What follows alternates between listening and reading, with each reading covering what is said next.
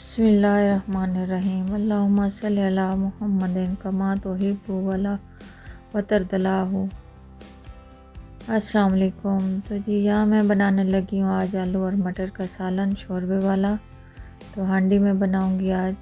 यहाँ मेरे पास एक मीडियम साइज़ का प्याज है, वो मैंने काट के डाल दिया हांडी में और तेल डाल दिया इसमें, क्योंकि आजकल ठंड काफ़ी ज़्यादा हो गई है तो फिर मैं तेल ही यूज़ करती हूँ कि घी जो है वो बहुत जल्दी ठंडा हो जाता है, जम जाता है, तो फिर गैस का भी इशू चल रहा है तो फिर मसला होता है। तो यहाँ मेरे प्याज ब्राउन हो गए थे, मैंने यहाँ 3 थे टमाटर, उनको मैंने चॉपर में फाइन चॉप कर लिया था, ग्राइंड नहीं किया था, पेस्ट नहीं बनाया, बस चॉप किया था। तो इस तरह के ना ये एक दानेदार सा बड़ा मज़े सा इसका मसाला तैयार होता है।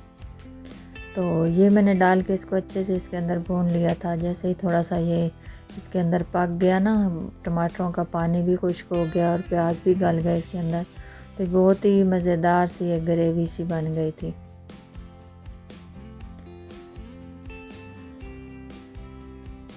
तो इसके बाद जो मैंने इसके अंदर डाला 1 चम्मच भर के अदरक लहसुन का पेस्ट, ये भी मैं बना के रख ही देती हूँ, तो ठंड की वजह से ये भी थोड़ा सख्त ही हुआ पड़ा था।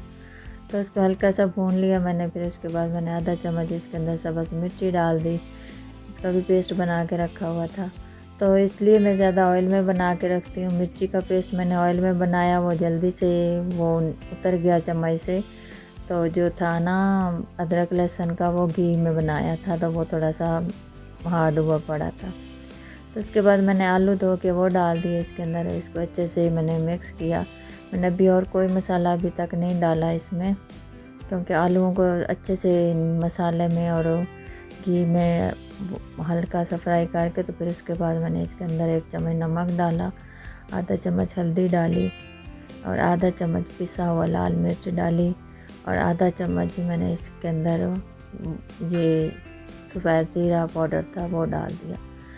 तो मेरे पास मटर थोड़े थे तो टाइम भी काफ़ी ज़्यादा हो गया था, तो मिले नहीं ज़्यादा, तो मैंने कहा चलो इसी से गुजारा हो जाएगा, क्योंकि रात का खाना था तो बस फिर ज़रूरी भी होता है बनाना, कारी साहब ने आना होता है। तो उनको भून भान के जी उसके बाद मैंने इसके अंदर डाले जी सौंफ, थोड़े से क्रश करके हाथ में ही। उसके बाद मैंने इसके अंदर थोड़ी सी अजवाइन डाली, वो भी ऐसे ही हाथ पे रख के ना, तो उसको भी क्रश करके इसके अंदर डाल दिया। तो सौंफ और अजवाइन जो है ये मैं मोस्टली हर खाने में ही डालती हूँ, क्योंकि एक तो मुझे इसका फ्लेवर बहुत पसंद है, बहुत ज़्यादा, और वैसे ये सेहत के लिए भी बहुत अच्छी है। इससे गैस नहीं होती और बदहाज़मा नहीं होता।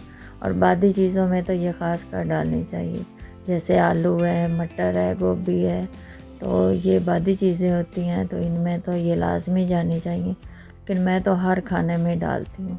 अजवाइन का जायका तो मुझे बहुत पसंद है, ऐसे दांत में आ जाए तो बहुत मज़े का उसका मुझे फ्लेवर लगता है। तो इसको अच्छे से भून के जी मैंने इसके अंदर डाल दिया पानी, क्योंकि मैंने शोरबे वाला बनाना था। मेरे बच्चों को शोरबे वाला ही पसंद होता है कि थोड़ा सा पतला पतला सालन हो, तो वो फिर बड़े मज़े से रोटी अंदर डबो डबो के खाते हैं। तो यहाँ जी मैंने इसको पानी डाल के इसको पका लिया था, इसको अच्छे से उबाल आ रहा था, तो मैंने 10 से 15 मिनट के लिए इसको मैंने मीडियम स्लो इस पे आंच पे पकाया था, क्योंकि हांडी का अपना जो सेक और हीट जो होती है ना, वो भी काफ़ी ज़्यादा होती है। तो इसमें भी फिर ये अच्छे से इसके अंदर पक गया था, आलू भी अच्छे से इसके अंदर गल गए थे और मटर भी को हो गए थे। तो माशाल्लाह ये बहुत ही ज़बरदस्त सालन बना था, बहुत जायके वाला, खुशबू बहुत ज़्यादा प्यारी आ रही थी इसकी। जो अजवाइन और वो डाला था सौंफ, तो उसको उसके अंदर भुना था ना, ताकि उसका सारा फ्लेवर उसके अंदर आ जाए, तो वो माशाल्लाह उसकी बहुत प्यारी खुशबू आ रही है। तो यहाँ जी इस यहाँ पे इतनी पतली सी थी, आप लोगों को लग रहा होगा कि ये शोरबा बहुत पतला है, लेकिन मैंने इसी तरह ही रखना होता है। और आधा चम्मच मैंने इसके अंदर डाल दी काली मिर्च और इसको ढक्कन लगा दिया और नीचे से मैंने चूल्हा ऑफ कर दिया।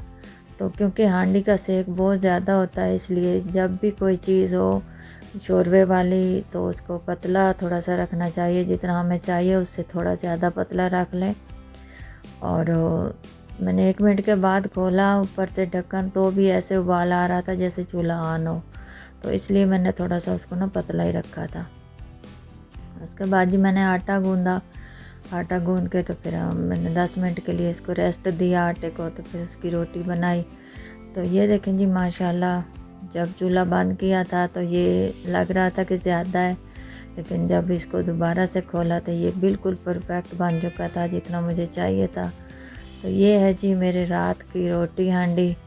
तो उम्मीद है कि आपको पसंद आया होगा। पसंद आए तो वीडियो को लाइक और शेयर कर दिया करें। आप सबका बहुत शुक्रिया। अल्लाह हाफ़िज़।